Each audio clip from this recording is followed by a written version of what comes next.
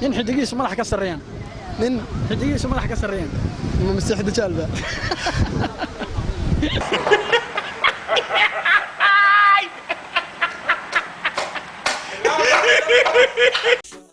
haddii aad ku cusub tahay channelkeena Higaan Production fadlan subscribe dhe gambaleelkana fursad u hesho macluumaad dheeriya halkan waa magaalada Boosaaso xabta magaalada Boosaaso dadkan waxaan ku weydiin doonaa laba su'aalood haddii ay ku guuleystaan $50 bay helayaan marka soo dhaw magacaaga magacay waa Maxamed Amiin Foljeex aad iyo aad baa u dhawahay kasoo TV magaciisa aad ii sheegay TV ma waa channel Higaan Production baa la yiraahdaa aad iyo aad baa salaamaya isaga iyo wariyaashiisa iyo waxa weeye dhammaan dadka waxa weeye u shaqeeya channelkan awal maasan aad baa maasan tahay su'aasha koowaad waxay ku oranaysaa waxaad sheegtaa waxaan Ilaahay arag nabigiisuna hal mar arkay innaguna aan maalin walba aragno horta runaantii su'aasha saan dareemayo waa su'aal aad iyo aad u adag runaantii ma garanay jawaabteeda su'aasha labaad waxa weeye nin xidigiisu madax ka sareeyaan nin xidigiisu madax ka sareeyaan ma masixda jalba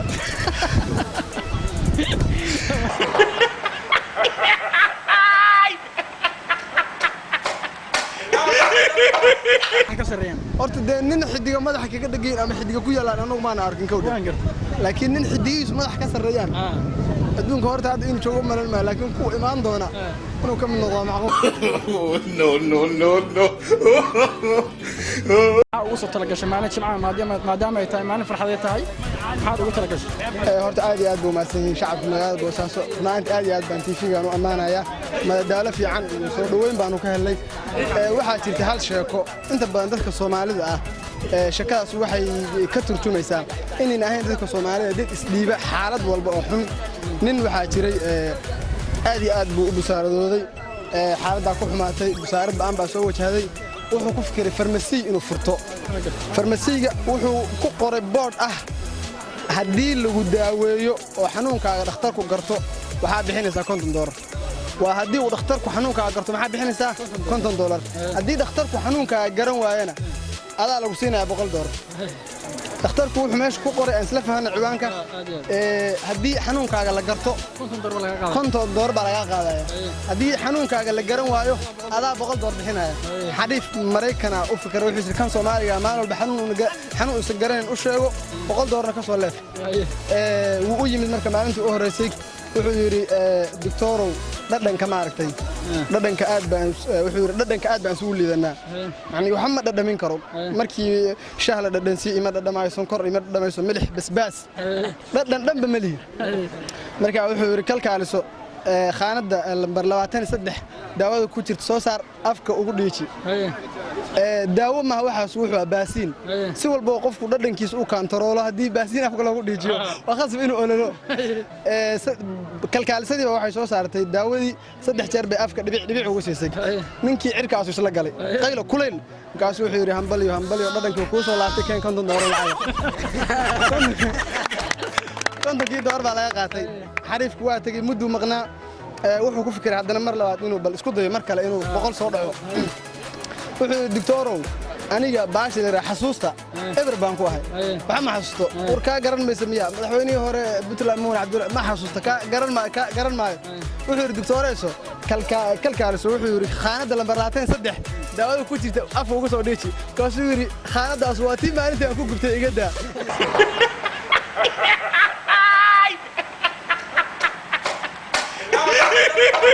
كاسوري همبلي حسوسة كوسة لا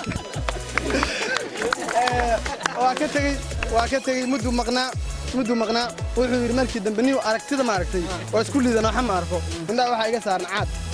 كاسوري ما أنت مركز تحاد وحير ما أنت ويقول لي ستي بقولك هذا دولارنا وبنانك أنتوا كنتم دور صوص عري بوحيو كير هو بقولك دور markuu kontonkii door soo saaray buu boqol ahaan ugu dhiibay intuu soo fiiriyo oo konton mee waa boqol markaasuu yiri hambali wuxuu yiri ha intuu soo fiiriyo boqol ma waa khiyaanaysa konton weey markaasuu yiri hambali aragtay ku sala kontonkii isii magacaygu waa Saciid Abdi Wali waxaan ku weydiin doonaa Saciid laba su'aalood haddii aad ka jawaabto awal marin baa helaysaa dan waxaad adna ka rabnaa inaad wax madadaalo aad noo soo gudbiso اوكي ودوها سؤال شكوى waxay ku oranaysaa waxaan Ilaahay arag nabigiisuna hal mar arkay innaguna aan mar walba aragno ma garanay tan koowaad waad garan waxaad ugu tala gashay aad noogu tala gashay maalin jimcaha weeye bal maxaad noogu tala gashay aad hadday noqoto madadaalo hadday noqoto wax un maxaad noogu tala gashay horta waa igu gaadeen meesha hadda iska soo istaagay waxaan ku soo talagalay ma jirin hasa ahaatee majaajil miyaa laga rabaa hadda ka hor waxaa dhacday meel baadiya anoo jooga baa ritiba waxaa la yidhi doon marka gabar aad la joogtaan u imid gabadhi markaan u imid gabadhii waanu sheekaysanay kabacdi 10,000 shilin Soomaaliya aan watay 10,000 shilin Soomaaliya aan watay waxaan irisi kadibna kala xajo gudano kabacdi markii ay lacagtiga qaadatay kabacdi hawshu bilaabatay yaa waxay tiri arigu waxay tiri iga kacniyo arigu iga tagay ma garaad marka waxay tiri ilaahay dadku idmaayo marka hore waxay tahay magaca marka waxay tiri timbiya la yiraahdo waxay tiri timbiyo waxay tiri arigu waa iga tagay timbiyo iga kac 10kaaga shilin qaado timbiyo iga kac basta timihiina way banaadeen timbiyo iga kac marka waxaa iri arigiina waa kaaga 10kaaga shilin qaadato kugu tagi maayo arigiina waa ka tago kugu tagi maayo buskiga tagooda laga eegna kugu tagi maayo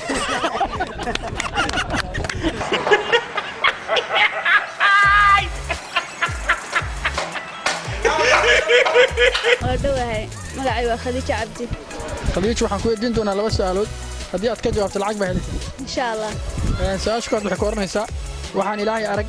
nabigiisuna hal mar arkay innaguna aan mar walba aragno mar walba aragno $50 baa qaadanaysaa wallahi يا أدنى يا سبب والله أنا ودي واحد بالله وارك لكن سيت سؤال قرن ويد سؤال لا waxa weey waxa sheegtaa nin xidigihiisu madax ka sareeyo waa ninka deex gacmeed ka jooga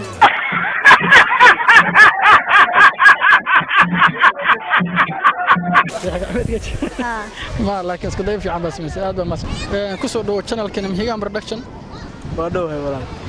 waxaan ku weydiin doonaa su'aal haddii aad ka jawaabto lacag baad ku heli doontaa هي ديار بنا إن شاء الله waxaan ilaahay arag nabigiisuna hal mar arkay innaguna aan mar walba aragno إنه مر والبان هذا الكرم ما يتاه maxaa kale weydiinaysan taa hadda garan maayo waxay su'aal kale ku weydiinaya waxa sheegtaa nin xidigiisu madaxa ka sareeyo nin xidigiisu madaxa ka sareeyo sheekada garan maayo hadda labadaba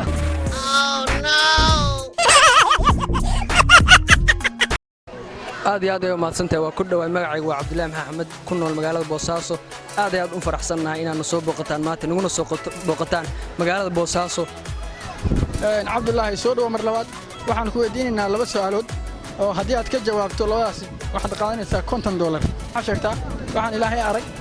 nabigiisuna hal mar arkay innaguna aan mar walba aragno ilaahay baan weliga arkin ilaahay ma arag ma jiraan waxaas macquul ma aha waaba saga adduunkan uumay wali wax walba waaba arkay ilaahay adduunku uu uumay waa marka waa sax taas laakiin su'aasha adaan dambi oran waan ku sheegi doonaa insha Allah ama waxaad ka daawan doontaa channelkeena laakiin channelku magaciisa Mihigaan Production baa leeyahay ilaa $100 baa good balshan hadda ka dambeeyay bilow inaan garto laga yaabo ayo waan gartay iga galay mid dambe inaan garto waxa sheegtaa nin xidigiisu madax ka sareeyaan nin xidigiisu madax ka sareeyaan waa iska caddahay taad madaxweynaha way lacagtii ما هذا واقعد لو سؤالنا كمان جوانيا منك ما جواب ما سنتهاي اشتاق كسر دو channel كم Mihigaan Production waxaan ku weydiin doonaa hal su'aal su'aashaas waxay tahay nin xidigiisu madax ka sareeyo nin xidigiisu madax ka sareeyo dadka dhan xidigiisu madax ka sareeyaan nin walba ka sareeyaa soo oh no doonaa su'aal laba su'aalooda haddii aad ka jawaabto abaalmarin ma siin doonaa dan waxaan ugu xig doontaa inaad adigu wax ka codsano haddii noqoto magaajulo haddii noqoto gabay haddii noqoto hees su'aasha koowaad waxay ku oranaysaa waxa sheegtaa waxaan ilaahay arag nabigiisuna hal mar arkay innaguna aan mar walba aragno innagu mar walba aan aragno ilaahay wuxuu soo arkay horta ma jirtaa aan malayn ma jirtaba waxa weeyaan kuwa kale ma hayo waxaad kale iga codsanaa su'aasha labaad aan ku weydiin lahaa waxa weeye waxa sheegtaa nin xidigiisu madax ka sareeyo xidigiisu nina xidigiisu madax ka sareeyo ma jirin يا أدنى يا سبب nina xidigiisu madax ka sareeyo ma jirin taasina kama jawaabin marka maxaa noogu soo talagashay iyo horta waxaan ku soo talagalay kuma soo talagalay kama filanay horta meesha laakiin sheekaan rabaa inaan ka sheekeeyo Soomaalidan wax kuma taala Soomaalidu waa tii wadanku iska burburay wadanku markuu burburayna waxaan ka soo qaaday wadanku inuu yahay qof ma garanaysa xanuunsaday oo kooma galay anigu soo ururiyay waan marka sheekada u cabiray ee qof laga yaabo dadka qaarkiis inaysan u bogin waxaan marka daawo la yiraahdo Soomaaliya qof baan ka soo qaaday xanuunsan oo meel yaalo oo kooma ku jira waxay liqday Soomaaliya daawo la yiraahdo daawo gareen markay liqday xogaa madaxii baa u soo roonaaday waxay heshay madax gareen madaxii markuu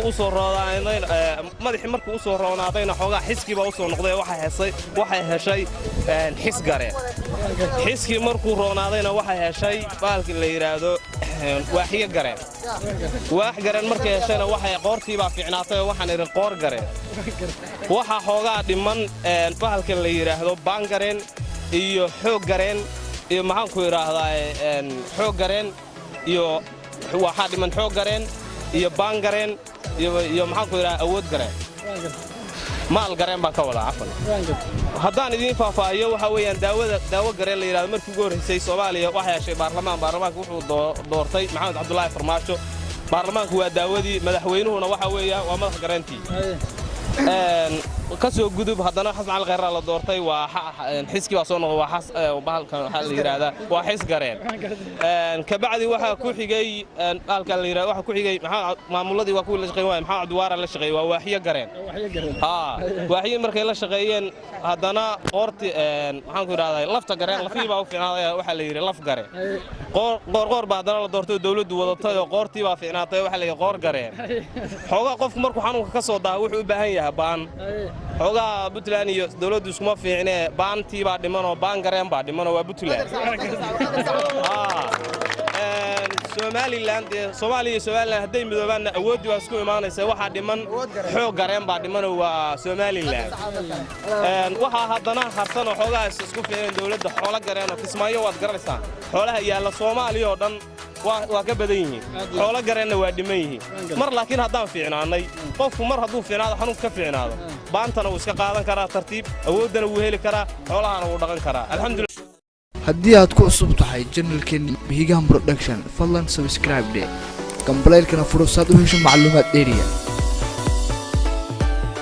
waxaad sheegtaa waxaan ilaahay arag nabigiisuna hal mar arkay innaguna aan mar walba aragno su'aasha koowaad horta haddaan ka jawaabo isku dayo ilaahay wuxuu arag horta dee waa wax la mid ah ilaahay waa keligii wax la mid ah u dhig muuse arag midda labaadna waxa Nabi Maxamed hal mar arkeen oo wax markii neelmiye uu Israa'iil arkay Nabi Muuse oo Nabi ah midda saddexaad inagu aragnana dee dad baynu nahay dadka inta way naga arkaan aad waa maasantahay su'aasha waxay tahay in xidigiisu madax ka sareeyo taas waxa weeye ninka askariga weeye oo xidigood halkaas madaxiisa sareeyo xidigiisu halkaas ka dhigan yahay aad waa maasantahay su'aasha waa ka jawaabtay abaalmarinta ogsiinayna sida mayayga roobko mahigaanka dabaymi miraale habeenku lahaa uskeed shiwaaberi